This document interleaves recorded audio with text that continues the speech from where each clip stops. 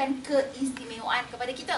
Dah tu pula, kalau kita ni jadi ibu, anak kena hormat pada kita lebih pada mak ayah. Betul tak? Rasulullah tanya, bila sahabat bertanya pada Rasulullah, siapa yang perlu dihormati? Rasulullah jawab, pertama sekali siapa? Ibu. Lepas tu siapa? Ibu. Lepas siapa? Baru? Ayah. Jadi kita wanita, kod mana pun tak jadi ayah. Kita kod jadi menjadi ibu. Betul tak? Jadi kita diberikan pengiktirafan. Sama juga dalam undang-undang keluarga Islam. Kalau anda pernah berdepan dengan kes di mahkamah syariah, ataupun pernah ada kawan-kawan yang ada kes di mahkamah syariah, mungkin ramai orang yang fikir mahkamah syariah ni lembab. Betul tak fikir? Betul tak? Kan? Mahkamah syariah lembab, mahkamah syariah tak membantu wanita. Kan? Itu selalu kita dengar kan? Tapi realiti yang sebenarnya, ikutkan di dalam peruntukan undang-undang keluarga Islam khususnya, sebab itu dia perkahwinan undang keluarga Islam, okey? Ada 10 bahagian merangkumi 135 seksyen yang boleh dikatakan 97% adalah berkaitan dengan kepentingan kaum wanita. Jadi hari ini kita nak bincang. Okey? So, yang pertama sekali, ini biasalah. Okey, so kalau kata contoh di Cyberjaya ni, undang-undang yang terpakai adalah undang-undang keluarga Islam wilayah persekutuan. Boleh betul Kuala Lumpur, Putrajaya, Cyberjaya sekali lah. Okey? Sebenarnya Putrajaya? Oh, boleh Selangor Selangor ada Sepang. Betul? Sepang Oh, so Selangor tak ada masalah, sama je. Jadi kalau kata KL dengan Selangor dia memang sama, nama je lain sikit dia punya pertukaran semua sama. So kalau ikutkan siapa-siapa yang contohlah dia bekerja di Cyberjaya tapi duduk di KL mungkin.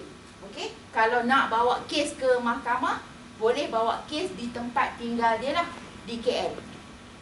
Ataupun katakanlah sekarang ni dia dulu kahwin di Kedah. Mungkin saya seorang Kedah. Kahwin di Kedah. Menetap di Putrajaya. Bekerja di rumah di Putrajaya, tinggal bekerja di Cyberjaya, di Semarshall ni. Kalau nak bawa kes ke mahkamah nak pergi mana? Kedah. Pergi Kedah. Tak payah pergi Kedah. Tak payah tunggu Kedah. Boleh buat di Putrajaya juga, tempat anda tinggal. Yang penting bila anda tinggal setempat tu lebih kurang 6 bulan. Cukup 6 bulan boleh bawa kes, tak ada masalah. Contoh katakanlah daripada Wisma Shell ada semangat mana lagi? Sini je. KL Central. KL juga. Contoh lah kata tiba-tiba buka kat Penang. Contoh lah buka kat Penang kan. Kena transfer pergi ke Penang. Baru kerja kat Penang 3 bulan, tiba-tiba ada masalah dengan suami. Boleh bawa kes tak kat Penang? Tak boleh sebab baru 3 bulan. Dia kena tunggu 6 bulan boleh bawa kes kat Penang. Walaupun nikah dekat Sarawak ke dekat Sabah ke Pantai Esah, dia di mana kita tinggal, syarat cukup 6 bulan boleh bawa kes. Okey? Alright. So itu tentang okey, kenapa 6 bulan? 6 bulan diambil kira sebagai satu tempoh mas tautin yang tetap mengikut hukum syarak. Kalau duduk 6 bulan tu memang baru dikira mas tautin. Sama macam kita kalau lelaki sembahyang Jumaat kan? Lelaki sembahyang Jumaat kan? Dia kan syarat dia per mas tautin. Kan? Kalau siapa-siapa yang musafir, kalau ikut yang sembahyang Jumaat tak wajib. Per mas tautin itu wajib. So per mas tautin dia ambil kira 6 bulan. Okey? Dapat Jawab Jangan pergi ustazah pergi kat su. Gaya ustazah. Okey, so untuk keluarga Islam, undang keluarga Islam, saya sebut dah awal tadi, ada 3 kategori utama sebelum masuk alam perkahwinan, semasa tempoh perkahwinan dan juga selepas. Dia bukan apa, kalau panggil ustazah dia rasa macam lain sikit. Su dia kenal ni Kak Suzana ni macam mana. So macam tak layak itu ustazah dia, okey?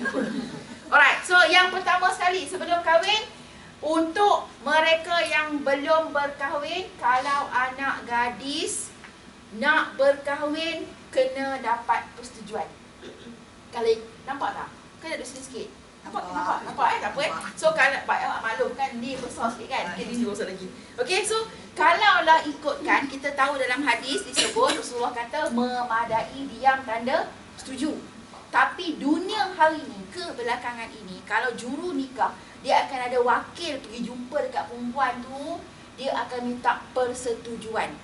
Contohlah, saya nak kahwin dulu pun dia, pakcik ni nak bagi ayah kau dah kau kahwin dengan sebut nama suami satu kan. Kau setuju ke tak? Kita malu kan. Kau cakap kalau kau nak kau angguk, kalau tak nak kau gelek. dengan persetujuan sebab tak nak jadi masalah di belakang hari. Sebab kalau kahwin paksa, okay, ini yang disebut tadi. Kalaulah dah ada persetujuan sebelum akad nikah, maka tak wujud kahwin paksa walaupun perkahwinan itu adalah di atas dasar rancangan yang dibuat oleh ibu dan ayah. Macam semalam saya ke Kuantan. Saya ni selalunya tak cerita Melayu. Okay, tapi semalam dekat Kuantan, dekat Gambang, Bukit Gambang Resort City tu, bilik yang disediakan untuk saya tu ada channel TV3, TV1 saja. So saya pun tengok TV3. Saya tengok cerita cinta kita. Kan? Cuba tengok. Dan ada orang lain tak? Ada. Tak apa. Okay, so cerita cinta kita tu, Salma bercinta dengan Adam. Ya, betul. Tengok tak? Salma bercinta dengan Adam, tapi mak dia paksa dia kahwin dengan Dr. Khai. Saya tengok dengan salah seorang pegawai yang uruskan saya. Dia ikut sekali teman sekali sampai pukul 10 malam. So dia memang dia bantu tengok cerita tu. Dia cakap, saya tahu lah. So Salma ni bercinta dengan Adam. Okey, Adam orang biasa saja. Tapi mak si Salma ni orang berada. Dia paksa Salma kahwin dengan Dr. Khai. Sampai ke hari saya tengok tu, okay, Salma masih tak berterima Dr. Khai. Ikut realiti. Tapi dah kahwin. Ini jadi masalah. Sebab tu kahwin paksa. Kalau contoh kita yang dia ada umur yang ada anak dara sendiri, ada turunan sendiri, jangan paksa anak-anak kahwin. Sebab saya ada kes 8 tahun kahwin. Selalunya lah. Bukan kata semua kes, tapi kadang-kadang selalunya wanita bila dia kahwin, dia akan cuba untuk terima suami dia. Berbanding dengan lelaki yang hati dia konon dah serah sepenuh dekat kekasih dia. Satu kes saya, 8 tahun kahwin. Mula-mula isteri mengadu dengan saya tengok, dia fikir apa benda masalah budak ni. Rupa cantik, kalau saya tengok tu orang kata kan. Baiknya dia cerita, suami 8 tahun suami tak sentuh dia langsung. Tengok-tengok pada rupa tu, kalau aku lelaki boleh radio juga agaknya. Kan? Nak cerita bagi ada rupa lah kiranya kan. Tapi suami 8 tahun tak sentuh langsung. Pelik juga. So bila second session, datang dengan suami. Suami dia kata, saya terima dia sebab mak bapak saya yang suruh kahwin. Saya tak sayangkan dia. Saya sayangkan kekasih saya tak boleh lupa sampai sekarang. Isteri menangis. Isteri kata, Kak Su, saya dulu sebelum kahwin dengan suami saya pun ada boyfriend. Tapi sebab mak ayah suruh kahwin, dia pujuk hati, pujuk diri untuk terima suami. Tapi suami tak nak terima. Suami saya memang tak boleh terima. Sekarang ni suami dia kata, saya hanya tunggu mak ayah saya pejam mata. Saya akan ceraikan isteri saya nak kahwin dengan awet tu. Ini risiko. Bukannya mak ayah seronok lah kahwin. Ada kes tu, kes yang diorang kahwin 8 tahun tak sentuh, tak ada bahagia tu. Tapi depan mak ayah happy. So mak ayah kan nak happy lah. Yang jadi ceritanya, dulu mak dengan ayah masing-masing cinta tak kesampaian. Jadi berjumpa balik dia anak-anak pula dia jadi bahan, jadi mangsa. Okay? So persetujuan penting. Dan kalau kata janda, ibu tunggal, ibu bahagia, ibu hebat bagi saya, okay? Alright? Wajib dengan izin. Kalau anak gadis, okay, dia boleh dipaksa dengan wali mujbir. Wali mujbir ayah atau datuk saja. Dan syarat paksaan pula tidak ada permusuhan antara gadis tadi dengan ayah ataupun datuk dia, dan juga sekufu antara bakal pengantin lelaki dengan bakal pengantin perempuan. Tapi kalau janda, ayah kata aku ada jumpa yang baik untuk kau kahwin, saya tak nak. Tak boleh buat apa-apa. Okey? Kalau anak gadis, syarat tadi lengkap, cinta macam mana pun ayah kata kau kahwin juga, boleh paksa kahwin. Okey, tapi ikut hukum lah. Ikut psikologinya kena ada persetujuan daripada anak gadis atau anak gadis sendiri. Su. Ya. Balik pada kes tadi. Kalau dah 8 tahun tak bersentuh tak apa kan. Hak dia sebagai seorang isteri, boleh ke dia minta pisah? Okey. Kalaulah diikutkan 8 tahun tak disentuh langsung oleh suami. Okey, kalau ikut kes tu suami sediakan segala lengkap. Makan minum semua lengkap. Cuma dia orang tak duduk satu bilik, okey? Dan tidak ada, memang tak ada sentuhan langsung, tak ada belayan, tak ada apa langsung. Tidur sama pun tak. So kalau ikutkan kes, si wanita ini boleh buat kes fasah. Kalau nak teruskan, kalau dia tak nak teruskan perkahwinan, boleh buat fasah. Tak pakai depan, cerita dia pada fasah ni. Alright. So yang kedua, sebelum kahwin, had umur minima. Paling kurang umur 16 tahun. Ada tak? Tak ada kan? Semua lepas 16 tahun. Semua lepas 16 tahun. So kalau dah semua lepas 16 tahun, dah layak kahwin, boleh kahwin dah. Cumanya kalaulah ditakdirkan perlu berlakunya perkahwinan ketika anak kita di bawah umur 16 tahun. Macam kes kat Kedah kan, kat Kulim tu, umur 12 tahun dah nak kahwin. Kadang-kadang dunia hari ni macam-macam, mungkin itu yang terbaik. Ibu bapa boleh filekan di mahkamah untuk mohon kebenaran menikahkan anak di bawah umur. Perempuan paling kurang 16 tahun, kalau lelaki paling kurang umur 18 tahun. Ikutkan had umur, maksudnya anak perempuan umur 16 kata 4, anak lelaki 18 habis SPM. Dah boleh kahwin. Jangan cakap dengan anak-anak. Salah lagi dia gede-gede kahwin pula kan. Itu umur minima je lah. Nak cerita bagi had umur minima ni ambil kira kepada baligh. Balighnya seorang lelaki dan seorang perempuan itu melayakkan dia untuk kahwin. Tapi ada syarat-syarat yang lain juga. Okey? Okey. So untuk memilih pasangan, yang kita baca dalam hadis, Rasulullah pesan dekat seorang lelaki, kalau nak pilih isteri, pilihlah daripada 4 perkara. Yang pertama apa? Keturunan. Yang pertama, rupa dulu. Tapi ada ustaz cakap, rupa tak molek tak apa, malam tutup lampu. Siang hari? Dia tutup mata, terus apa-apa macam tu. Jadi payah pula kan. So, dia ikutkan mudah ceritanya. Rasulullah kata kecantikan atau rupa bukan masuk kata contoh orang dalam share ni semua kan. Tengok seorang mamat tu, ya Allah tu handsome. Semua kata handsome mak tu. Kan? Tu yang kita nak pilih. Apa payahlah. Semua berebut dia sekali lagi. Cukup kita yang nak hidup dengan dia, rasa senang hati tengok dia kan.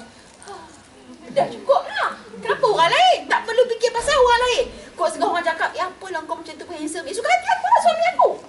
Apa kau kisah? Kalau kata kita nak fikir orang sebut handsome, kita berkata handsome sekali dia nak juga. Apa bergaduh?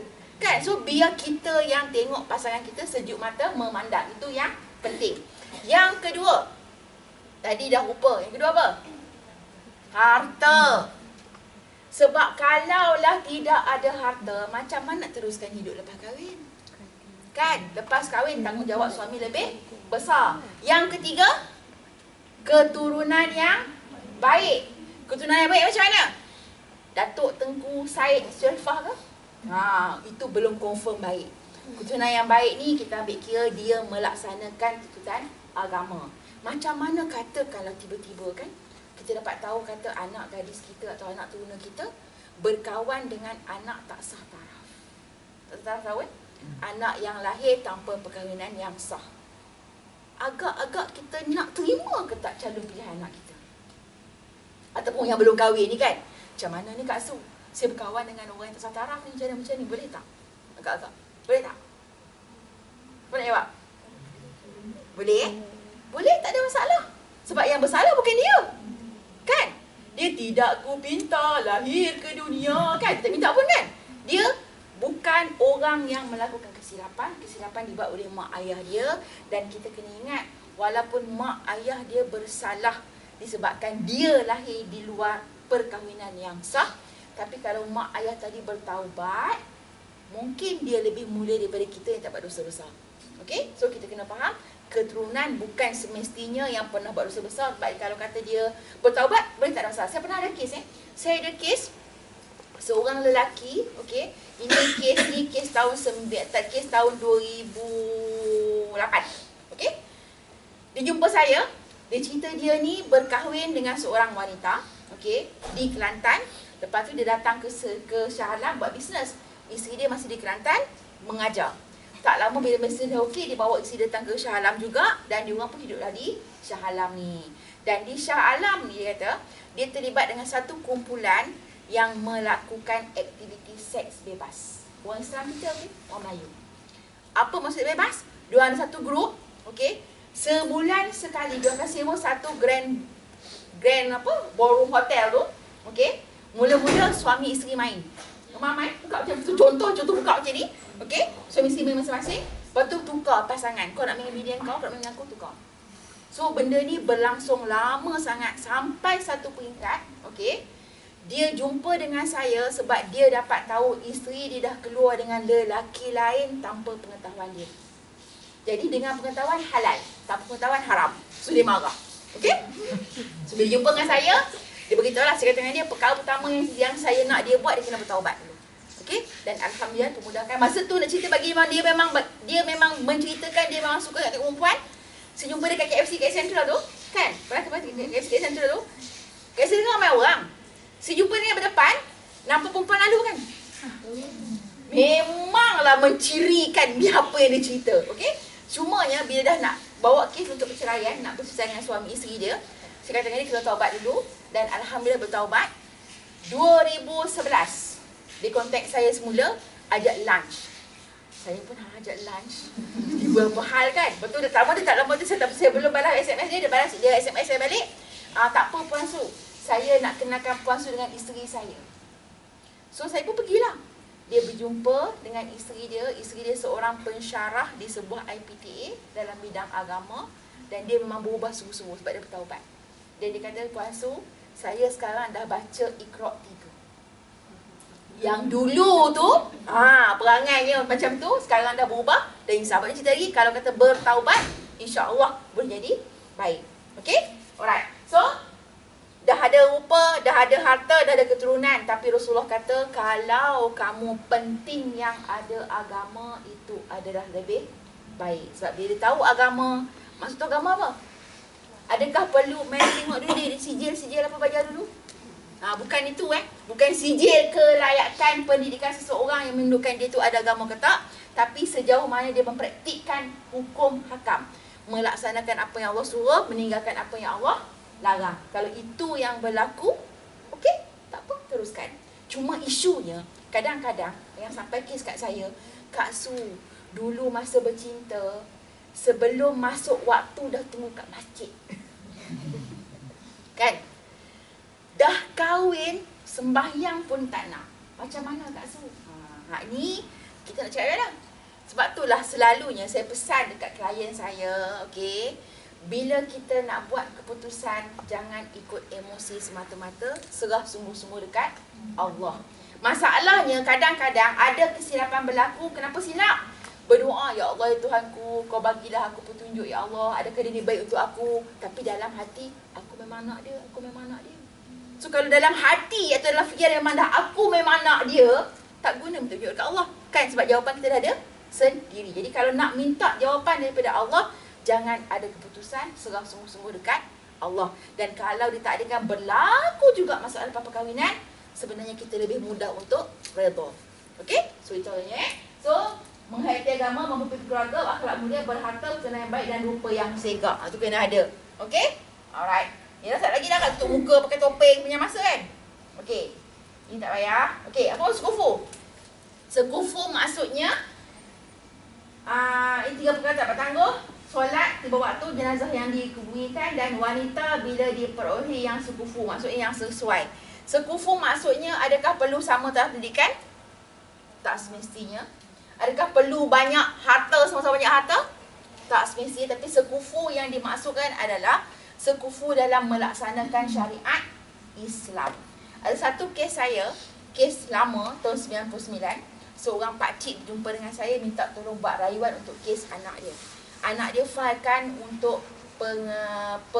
kebenaran nikah menggunakan wali hakim sebab ayah dia tak setuju dia berkahwin dengan pilihan dia sendiri. Pakcik ni sebut, pakcik tak setuju sebab anak pakcik dulu dengar cakap pakcik, tapi bila dah berkawan dengan lelaki ni tak dengar cakap pakcik dah.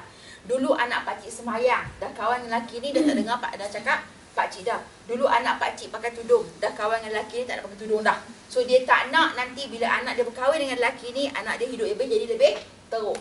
Tapi di mahkamah syariah, hakim meluluskan permohonan nikah menggunakan wali hakim dengan alasan anak perempuan dengan bakal suami tadi sekufu. Kenapa sekufu? Hak perempuan tak semayang, hak lelaki pun tak semayang. So bagi dia sekufu dalam hal agama. Itu yang dia ambil kira sebab dia nak mengelakkan mudarat lebih besar. Bimbang kalau tak dibenarkan berlakunya perkahwinan, akan berlaku maksiat. Jadi bila saya nak bawa kes untuk rayuan, saya nak kena tahulah basic kes keseluruhan. So pakcik ni cerita, memang pakcik mengaku pakcik kurang didik anak-anak dalam bab agama. Pakcik ni ada 4 orang anak, lelaki, perempuan, lelaki. 4 orang semua belajar ke overseas. Okey. Yang pertama engineer, yang kedua doktor, yang ketiga perempuan ni arkitek, yang bongsu semasa tu dekat overseas lagi sedang buat engineering. Okey? Cuma dia kata pakcik membiarkan anak-anak pakcik diasuh oleh isteri pakcik sepenuh masa, 100% pakcik kerja, dia kerja pegawai custom. Okey, maksud dia pencen dah. Dan dia kata silap dia adalah dia berkahwin dengan isteri seorang wanita anak toke jual balik bayar. Non-Muslim, masuk Islam, dan dia fail untuk ajar isteri dia sendiri. Bila fail ajar isteri, tak ajar anak, harap isteri yang ajar, jadi anak-anak dia kurang kepada pendedahan Islam. Dah besar baru nak ajar. Dan dia kata 4 orang anak dia ni, 1, 2, 3 dah panggil dia babi. Yang bongsu je belum panggil. So betapa kroniknya rumah tangga pakcik ni. So dia kata sekarang ni pakcik nak juga tak nak bagi anak ni kahwin dengan lelaki pilihan dia sebab pakcik dah tahu pakcik silap. Pakcik tak nak teruskan kesilapan tersebut. Dia nak cuba selamatkan akidah si anak perempuan ni. Sebab dia tahu kalau kata dia biar juga kahwin dengan lelaki yang macam tu, memang teruk lagi lah anak dia. Jadi saya bawa rayuan kes, perkahwinan tidak wajar memang boleh mengelakkan maksiat, tapi akan mendorong wujudnya institusi perkahwinan yang melanggar hukum syariat. Jadi bila itu dibawa, permohonan untuk nikah wali hakim dibatalkan oleh mahkamah. So pedomannya untuk kita yang jadi mak ayah, didik anak tu kena betul. Alright? Okay. Seterusnya, masa sebelum perkahwinan, bertunang. Kan? So hari ni kalau ikut bertunang dah jadi macam orang kahwin, betul tak? Oh, meriahnya, riuhnya. Kan? Belum bertunang dekat Facebook dah mention dah riuh dah. Kan? Ikutkan hukum Islam, bertunang kena diam-diam. Tak boleh bagi orang tahu. Sudah-sudah, ada cincin. Oh, dah ada yang punya ke? Macam tu lebih kurang kan? Orang nampak cincin, orang tahu. Dah ada yang punya, dah bertunang. Tak perlu nak hebahkan sebab baru bertunang. Kan? Berkahwin pun bercerai. Baru bertunang, sekejap lagi kan tiba-tiba berlakunya pembatalan pertunangan, putus tunang, tak ke malu. Kan? Jadi, kalau kata nak buat juga tak ada masalah, terpulang lah. Okay? Cuma ikut hukum syariat, sebaik-baiknya diam. Sebab itulah merisik tu ada. Sebab nak tahu yang bakal dipinang tu jadi orang tunang orang ke belum. Okay? Sebab hukum syariat haram kalau meminang wanita yang dah bertunang dengan orang lain. Okay? Alright. Itu satu. Bertunang bukan berkahwin. Ini kita kena ingatkan diri kita sendiri dan juga anak-anak kita lah. Okay, sebab saya tunang yang datang jumpa menangis-nangis kat Asus, sekarang saya dah mengandung dah. Sedangkan nak kahwin lagi setahun. Macam mana nak buat? Nak jumpa dengan mak ayah malu. Bertanya kenapa? Tunang saya kata tak apalah, kita main je sebab nanti tak nak kahwin juga. Minta bukti kasih sayang konon. Sebab itulah dia dalam keadaan apa sekalipun kita wanita yang kena jaga diri lebih. Okey? Kalau kita gagal jaga diri kita lebih, yang menghadapi masalah siapa? Kita. Lelaki pun tak buncit. Kan dia buat apa dia tak buncit pokok dia. Kita ni jadi masalahnya. So kita memang kena jaga lebih sikit. Okey? Pergaulan tak sama macam dah kahwin. Kita jaga Lepas tu kalau berlaku pembatalan pertunangan. Pembatalan pertunangan maksudnya ada pihak yang putuskan pertunangan. Contoh kita mendengar dah banyak kan. Contoh hari ni nak kahwin tiba-tiba tak datang pengantin lelaki. Seminggu lagi nak kahwin majlis, tiba-tiba putus tunang. Apa yang berlaku? Menangislah. Sedih, kan? Menangis sikit-sikit cukup. 2-3 hari menangis cukup. Lepas tu, bawa kes ke mahkamah syariah untuk failkan ganti rugi. Boleh minta ganti rugi. Okey, sebelum tu, katakanlah ini nak puasa, nak raya minggu depan kan? Rugi. Tak lama dah, lebih kurang 10-11 hari lebih kurang kan? Okey. So, dalam musim perayaan ni selalunya musim mengawan. Ramai orang kahwin. Kan? Katakanlah ada antara kita ni yang nak kahwin lepas raya. So, hari ni sedar-sedar bunga telur tak cukup. Pergi jalan tol. Pergi India kan? Banyak kena jual bunga telur kan? Keluar dengan best friend. Tengah-tengah dia pilih bunga telur tu, tiba-tiba kawan kita duduk. Siapa tunjuk? Tunang kita. Dengan seorang perempuan lain, jalan pegang tangan, peluk-peluk mesra. Kawan dia kata, adik dia ke? Dia perempuan lah. Siapa tu? Kita pun dahsyat. Dia curang dengan aku rupanya. Kan? Balik rumah. Sebelum tu ambil gambar dulu. Gambar kena ambil. Ambil gambar dulu. Balik rumah, cakap dengan mak. Mak, saya tak nak kahwin dengan dia dah. Kenapa tak nak kahwin? Dia curang ni gambar. Mak pun tengok-tengok. Belum kahwin dengan kau dah main perempuan. Lepas kahwin macam mana pula? Mak pun sama-sama lah. Tak setuju. Putuskan pertunangan. Kalau ini yang berlaku, siapa kena bagi ganti rugi? Perempuan. Ya? Perempuan. Perempuan. Okey. Kalau ikutkan kes, memang sepatutnya perempuan bagi ganti rugi. Sebab perempuan yang putuskan pertunangan. Sebab tersebut tadi ambil gambar. Bila ada bukti yang mengatakan tindakan memutuskan pertunangan dibuat oleh pihak perempuan atas kesilapan yang berpunca dari pihak lelaki, perempuan boleh tuntut ganti rugi daripada lelaki walaupun perempuan yang putuskan pertunangan. Okey? So sebab tu di mahkamah syariah apa-apa keadaan pun semua perlukan bukti. Faham kan? Memang saya putuskan pertunangan tapi disebabkan kecurangan yang dibuat oleh bakal suami. Belum kahwin dah buat perangai. Jadi saya tak berteruskan perkahwinan. Jadi dia kena bagi ganti rugi. Ganti rugi yang diminta merangkumi semua perbelanjaan yang dah kita keluarkan. Duit order kad, kahwin, beli langsir apa semua lah. So kalau jumlahkan keseluruhan semua tu 10,000, minta 10,000 dengan dia balik. Tak minta lebih. Hanya yang dah dikeluarkan sahaja. Okey? Dapat Yang itu Alright. kena attach receipt lah. Sebaik-baiknya lah. Memang pun. So kena simpan receipt. Memanglah. Betul. Sebab tu Resit apa-apa simpan. keadaan sekalipun resit kena simpan. Okey? Resit kena simpan. Sampai berlangsung. Sampai dah berlangsung semua. Betul. Okey. Dia kalau ikutkan simpan lama tahu tak apa. Sebab kalau berlaku apa hal kat depan nanti boleh ganti rugi lagi. Dia semua ada kaitan. Dia dalam dunia hari ni semuanya menggunakan black and white, simpan. Kok rasa resit boleh hilang kan? Resit yang apa tu boleh hilang kan? Foto state simpan. Saya dulu masa mula-mula kahwin kan, satu file. So bila apa ni Ana? Resit. Payah kahwin lawyer kan, nasib lah kau. Okey, kena simpan. So benda dia kan bukan setakat kalau masalah dengan suami kita. Tapi saya ada kes dengan suami okey, tak ada masalah. Tapi lepas suami meninggal dunia, mak mertua gila-gila punya kacau. Harta yang memang dikumpulkan oleh suami sebab isteri ni dulu bekerja. Lepas kahwin berhenti kerja, tapi harta yang suami wujudkan hasil perniagaan, isteri yang bantu duit simpanan dia. Dan isteri simpan semua-semua tu. So bila berlakunya kes, mak dia nak tuntut semua harta tu, tunjukkanlah. Sebab isteri kalau berlaku perceraian ataupun berlaku kematian, boleh cerita berlaku kematian suami, isteri bertuntut dua benda. Sebelum tuntut harta pusaka, tuntut atas perceraian dulu. Banyak sikit dapat. Dia bukan isu banyak saja, tapi isu hak. So macam kes tadi, dia tunjuk kat mertua dia, mak ini memang harta abang, tapi saya yang banyak tolong semua. Dan hakim kata ada hak untuk hasil pencarian. So dapat hasil pencarian. Dapat hasil pencarian, dapat juga hak pusaka. Sebab tu penting, resit simpan. Walaupun resit RM20 beli, berapa RM20? Masalah. Mula pun naik harga dah kan? Okey, itu part pertunangan. Okey, kemudian seterusnya, hantaran dan belanja kahwin. Okey, berkaitan dengan sebelum ni, part mas kahwin. Okey, dunia hari ni, berapa mas kahwin biasa? Ikut negeri lah.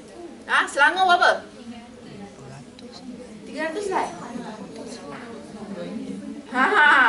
Dia okey, yang terkini 300, boleh 80 betul tak? 80. Kalau ibu tunggal janda 40. Semalam saya pergi Pahang, progres kat Pahang semalam. Okey. RM22.5. Ada orang Pahang kat sini? Tak Faham? naik dia dulu lah. Saya kahwin dulu 30 tahun dulu pun 22. Itu jadi masalahnya. Kalau RM22.5 nak buat apa? Masuk album. Pintar-pintar buat bunga, simpan dalam almari, kan? Lepas tu cucu, tu mas kahwin atuk dulu tu, habuk lah tinggal. Kan? Sebab kalau diikutkan sebenarnya, mas kahwin tu yang perlu ditinggikan. Mas kahwin RM22.5. Belanja kahwin, hantaran kahwin RM20,000, RM15,000. Kan? Nak buat apa tu? RM15,000 tu. Nak tukar langsir, nak renovate bilik, nak beli perabot, nak beli katil. Kan? Itu jadi isunya. Mudah ceritanya kalau ikutkan, mas kahwin itu adalah hak isteri sepenuhnya. Dan katakanlah contoh tiba-tiba dalam akad, aku nikah akan dikau Fulanah binti Fulan dengan mas kahwinnya sekian-sekian, hutang kan. Contoh malam ni, abang bagi Assalamualaikum. Kita pun Waalaikumsalam. Kapal terbang nak mendarat. Kan? Cakap dengan dia, dah kena tembak jatuh dah semua. Itu tak apalah So kita boleh bagi tahu dia dah tutup kapal tak kisahlah. Maksudnya isteri bila suami berhutang mas kahwin, boleh tak layan nafkah batin suami. Sebab masa Sayyidatina Fatimah berkahwin dengan Ali, masa Ali nak masuk jumpa Fatimah, Rasulullah pegang bahu dia. Tunggu, dia kata, apa yang kau boleh bagi untuk anak aku sebagai mas kahwin? Ali kata tak ada apa-apa Rasulullah. Sahabat dulu ada apa? Kan Rasulullah kata kau ada baju besi, baju perang kau, baju besi memang berharga, kau ambil baju besi dia bawa kat aku dulu. Bila Ali bagi kat Rasulullah, baru Ali benarkan berjumpa dengan isteri dia untuk melaksanakan tanggungjawab dan bagi hak dekat Fatimah. So wajib, sama dengan wajibnya nafkah dekat belakang nanti. Okay? So boleh kalau kata nak lebih, walaupun tak RM22.5, yang ditetapkan pejabat agama tu tahap minima lah. Kok-kok lah lepas ni, tak apalah sanggup 300, saya nak 3,000. Boleh, tak ada hal. Pejabat agama tak sama ni yang risau. Boleh, tak ada masalah. Sebabnya mas kahwin adalah hak isteri sepenuhnya. Suami ke mak ke ayah ke ambil duit mas kahwin tu, kita tuntut sebagai hutang. Sebab itu hak kita. Kalau RM20.5, itu yang dia boleh kahwin rata, kahwin sana, kahwin sini. Mas kahwin sikit je. Kan? Hak tu yang wajib. Wajib mudah. Memang ada yang hadis yang sebut pada Tuan F. Wanita yang baik adalah wanita yang lebih rendah mas kahwinnya. Tapi bukan sampai rendah tak ada harga diri langsung. Sebab mas kahwin ni simbolik kepada diri kita yang sebelum ni sentuh ni. Ujung kuku pun tak boleh sentuh. Tapi lepas dah kahwin, dengan mas kahwin yang diberikan kepada kita, segala-galanya boleh tunjuk. So itu simboliknya. Okay, faham Right? Okay, so kalau pada siapa yang belum kahwin, yang nak kahwin, nak minta mas kahwin tinggi sikit. Hantaran kurang tak apa. Sebab hantaran dekat mak kita. Tak apa-apa, tak payah. Mak main dah, tak apa. Memang kadang-kadang isunya mak kata apa, nak buat kenduri lah apa semua kan. Tapi buat kenduri separa yang saya tak apa nak setuju Kenapa membebankan pihak lelaki? Contoh, nak buat kenduri rumah ke perempuan RM30,000. Pengantin rumah, kenduri rumah pengantin lelaki pun RM30,000. So dah RM60,000 pengantin lelaki kena tanggung. Baru nak kahwin, bukan hutang keliling pinggang, dah satu badan. Dan yang jadi masalah pula, bakal isteri pula baik. Tak apalah you, I tolong buat loan bagi dekat you. Kan? Buat loan, bagi sekedar buat RM50,000 dekat bakal suami. Ada kes saya, kahwin setahun, isteri yang bayar loan, suami tak bayar langsung. Bercerai dah. Jadi masalah. Sebab tu, kalau anda nak kahwin, bakal suami tak cukup duit, saya minta lah, janganlah buat loan bagi dekat dia. Tapi sekali lagi, masalah tak ada duit lah, nak kahwin pula. Kan? Jadi kalau dah nak kahwin juga, terpaksa juga buat loan bagi kat bakal suami, pastikan ada black and white. Anda bagi duit dekat bakal suami. Buatlah perjanjian. Saya, nama bakal suami bakal sekian, mengaku mengambil jumlah wang sekian. Sekali lagi bakal suami tak mahu kau kiranya, kan belum kahwin kan? Tak nak bagi tak apa, tak ada masalah. Jangan bagi cash. Ada slip bank in ataupun transfer. Bukti kita bagi duit dekat dia, itu pun dah cukup kalau apa-apa hal di belakang. Faham Faham Alright. Seterusnya. Selesai sebelum kahwin. Ada soalan? Soalan sebelum kahwin? Tak ada Okey, so seterusnya. Hak dalam tempoh perkahwinan. Ini cerita dah kahwin, dah jadi isteri. Yang pertama sekali, nafkah zahir. Saya sebut tadi, mas kahwin wajib sama macam nafkah zahir. Nafkah zahir yang suami kena sediakan adalah merangkumi segala keperluan kita sebagai isteri pada ujung kepala sampai ujung kaki. Tutup badan, makan, minum, pakaian, tempat tinggal, semua sekali lah. So kalau bulan-bulan pakai nak buang tu, faham pakai nak buang? Kan? Lepas pakai buang kita tu, itu pun dia kena belikan. Minta tak kat suami? Selalu suami tahu dah sentuh, abang tak boleh lah abang, lampu merah ke, tak tahu kan. Itu jadi masalah. Ikutkan itu pun dia kena sediakan segala keperluan kita isteri. Contoh katakanlah dia kahwin dengan orang perempuan yang tak pandai masak, isteri tak pandai masak, okey? Komen, tak pandai masak. Okeylah abang, tak apalah. Hantarlah I pergi kelas sebelah masak. Suami yang kena tanggung kelas masak tadi. Sampai ke tahap macam tu. Okey? Cuma ada pengecualian pula. Pengecualian apa? Suami bagi nafkah ikut kemampuan. Itu perkara penting. Kemampuan pula lepas suami tu dah bekerja tahap maksima yang tak menganiaya diri dia sendiri. Okey, kalau contohnya klien saya, suami kerja. Kerja apa? Berniaga air. Berniaga kat mana? Depan rumah mak dia sendiri. Sebab dia mak mertua. Rumah mak dia tu pula ujung kampung. Yang orang takkan lalu depan rumah dia, saya nak pergi rumah dia. Berniaga apa? Tu bukannya usaha tahap maksima. Okey, tapi kalau suami tu dah bertahap maksima, dia masih tak mampu nak biayai keperluan kita, isteri memang perlu membantu. Boleh sebagai hutang, boleh sebagai nafkah yang isteri redha nak tolong, tak ada masalah. Okey? Cuma dalam membantu suami, saya nak beritahu, perkongsian yang wajib antara suami isteri bukan bahagi dua. Contoh, katakanlah gaji kita besar. Okey, gaji kita besar. Gaji isteri kata RM5,000. Gaji suami cuma RM3,000. Perbelanjaan rumah tangga RM4,000. Saya nak buat? Bagi dua ke? Sebut tadi tak boleh bagi dua. So RM4,000 tadi, gaji suami RM3,000 je. Tolak dia ulang alik kerja makan minum semua, katakan RM500. Jadi baki lagi RM2,500. RM2,500 itulah yang ambil untuk guna perbelanjaan rumah tangga. Tak cukup lagi RM1,500 baru isteri top-up.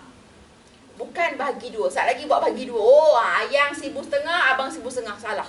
Itu perkiraan yang salah. Okey? Kena ambil daripada bahagian suami, baru isteri tolong mana yang tak cukup. Sebab itulah dinamakan isteri membantu suami. Orang yang membantu dengan dibantu, siapa lebih banyak? Bila kita membantu, kita sikit benda dia lah. Tapi kalau kata memang dah contoh, ada kes saya baru ni, seorang junior, kita minta tanya buat kes lah, minta pendapat saya macam dengan kes. Dekat dia kata, sebab dia ada klien seorang guru sekolah menengah. Okey, dulu guru biasa, tapi sekarang dah naik pangkat sikit, dah ada jawatan semua, dah bagi gaji dah besar. Masa guru biasa dia kahwin dengan tukang kebun sekolah tu juga. Cinta punya pasal lah.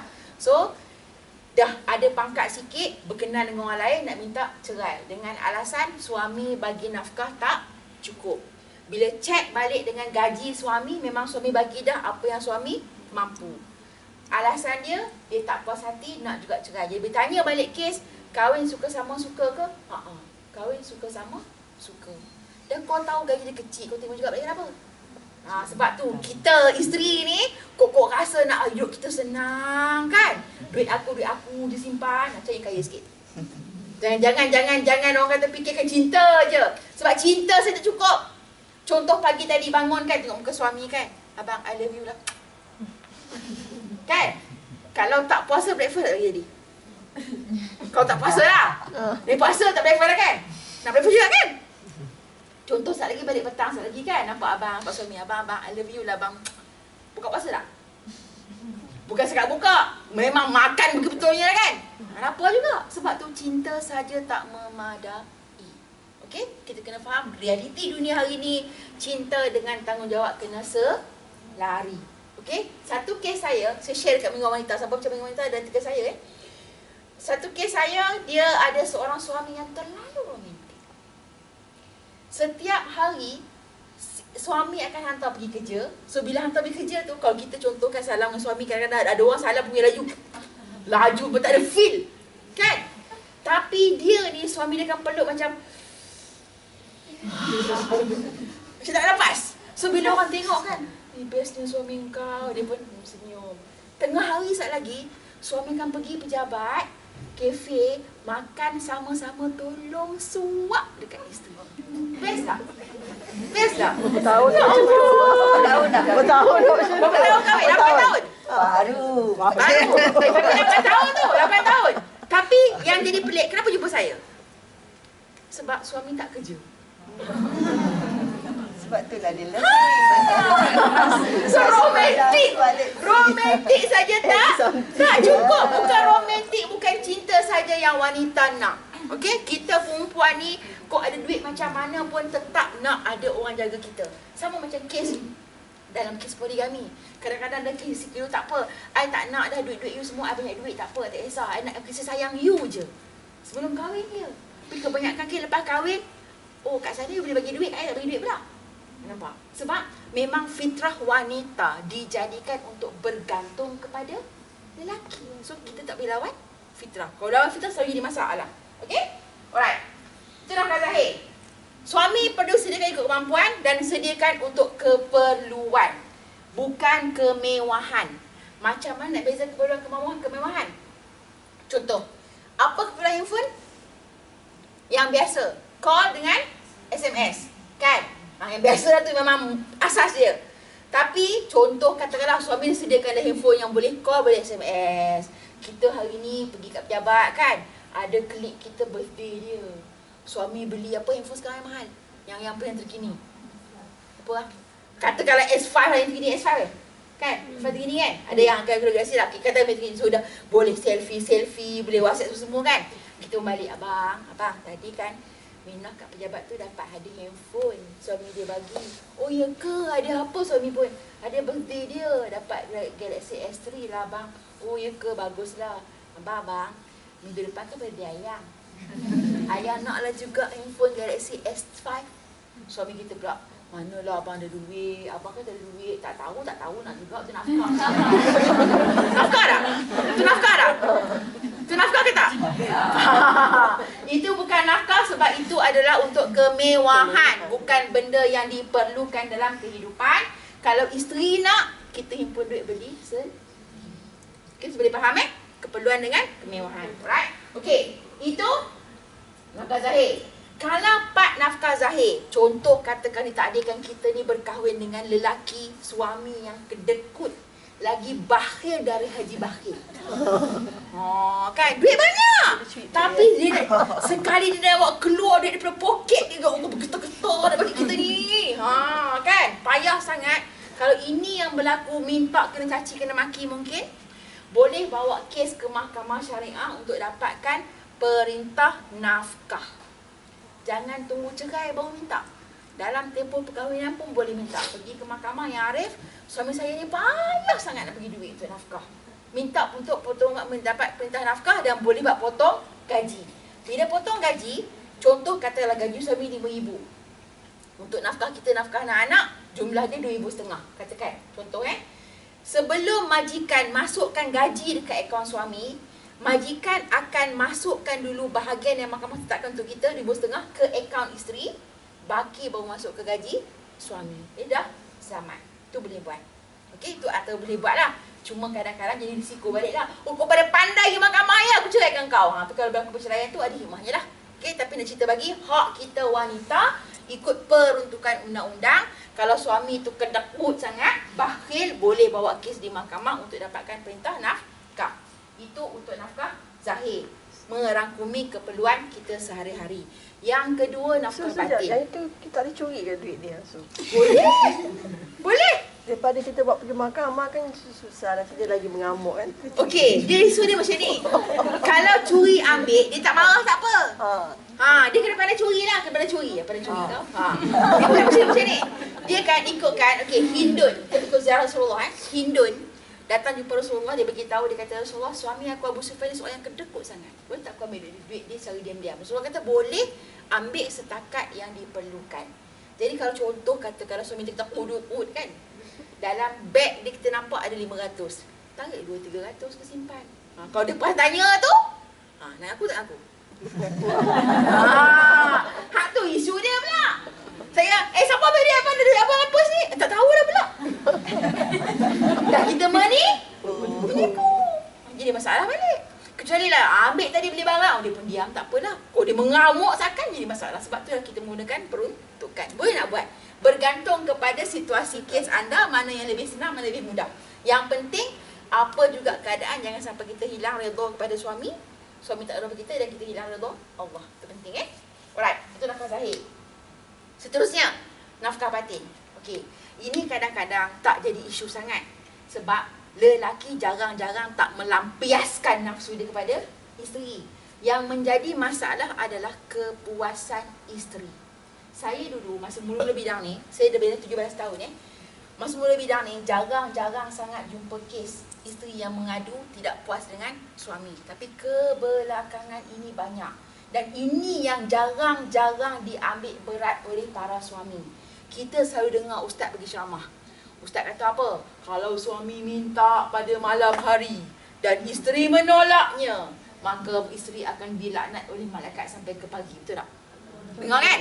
Ada juga hadis yang sebut, kalau isteri minta, kalau suami minta walau di atas bonggol unta pun sekali, isteri kena layan. Kan? Tapi pernah tak ustaz-ustaz share dengan kita satu hadis Rasulullah, hadis sahih riwayat As-Suyuti. Rasulullah pesan dekat sahabat, kalau kamu melakukan hubungan dengan isteri kamu, jangan kamu berhenti sehingga kamu mendapat izin dari isteri kamu. Dengar tak? Tak. Hak ni ustaz tak share. Hak ni masalah dia. Sebab dia lelaki. Itu saya nak share. Okay? So ingat, hadis Rasulullah pesan dekat sahabat,